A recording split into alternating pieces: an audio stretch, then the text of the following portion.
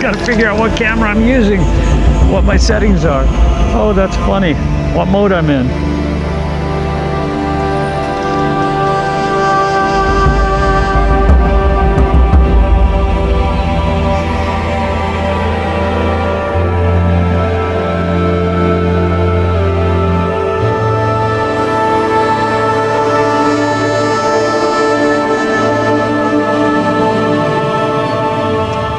JonnyPink, I'm going to start this all over again, realizing that the first time I recorded this, I didn't record.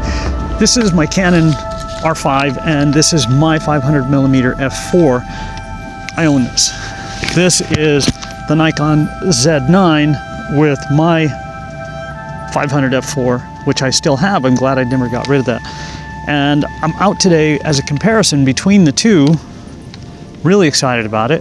It's a lot of work and worth every bit of it. Ugh, there we go. This is heavy, but it's not as heavy as the Z9. The Z9 is ungodly heavy. The eye autofocus works extremely well on this. I think it's a little better on the R7. And then of course on the Z9, it's not quite the same. I only have this for 4 days, and I went through the settings really quickly just to get it so that I could actually take a decent photo with it. I really enjoy it, and that's kind of scary. It's an expensive camera. It's ungodly heavy too, and I really, really like it. All right, let me get some more photos. I think I have enough with this because I can shoot this anytime. The Z9 I'm going to shoot now for a while because I have it. I'm going to go put this down on the bench.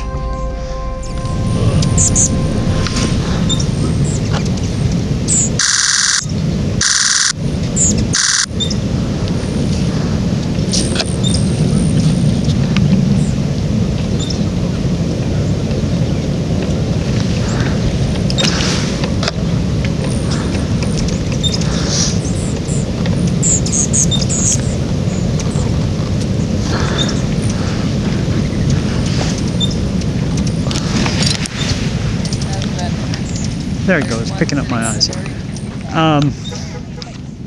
For the most part, I've been shooting both of these in an ISO of 250 and just watching the shutter speed and where it sits as far as what the camera is telling me is an accurate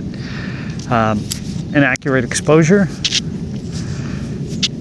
I'm not sure which of these is better. I try not to gauge too much from the back screen on all of these, although the Nikon Z9 is an amazing camera and everything about it inside is just phenomenal. I do know that my 500 f4 for my Canon, the R5, is an exceptional lens. I'm not sure that this one is the greatest. My 300, which I'm going to pull out now, is, I think, a better lens. It's just phenomenal. It's about a 40-year-old lens and it's still just insanely sharp.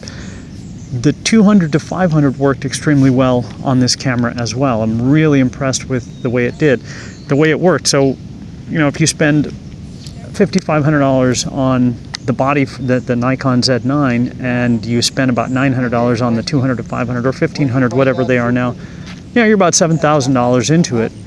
Whereas the R5, if you got the $3,000 for their 200 to 500, which is the equivalent R lens, and $3,500 for the body, again, it's about $7,000, so it's a wash.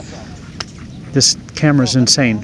The eye autofocus is better on the R5, but this is not too bad. I'm in 3D tracking is what I'm using today, and I'm really enjoying it.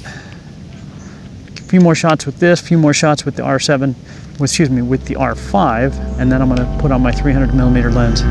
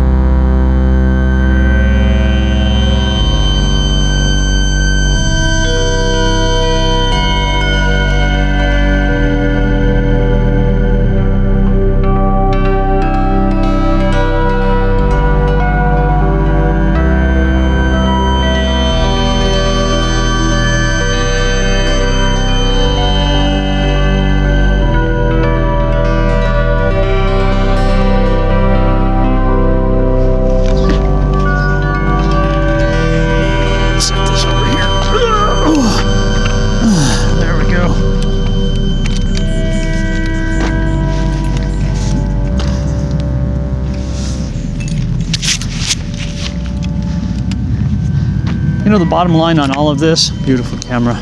Can't wait to go home and buy one. Bottom line on all of this, a camera is just a tool. That's all it is. And what you want that tool to do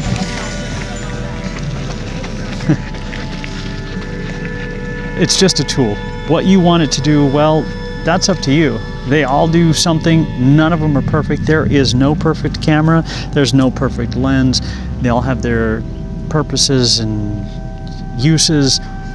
Some do this better, some do that better. Some fit your budget. One thing about all this stuff is it's ungodly heavy, and I know there are people that really like the R7 because it's super light, and the RF 100 to 400, they go out, they have a great time, and the bottom line is that's all it's really about, is just having a good time. Wait, yeah, I can do this for about 5 minutes, and what you don't see is how sore my shoulders are. So I drink a lot of scotch to compensate. JonnyPink, I'll see you guys. Oh, golly.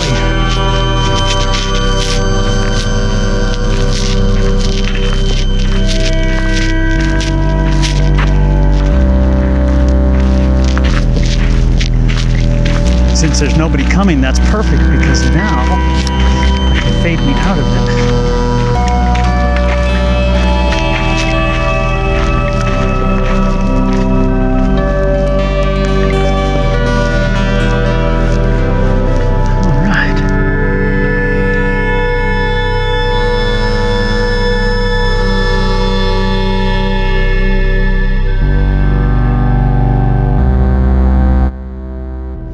And out of all the lenses that I've owned, used, everything, this 40-year-old 300mm f2.8 is by far my absolute favorite.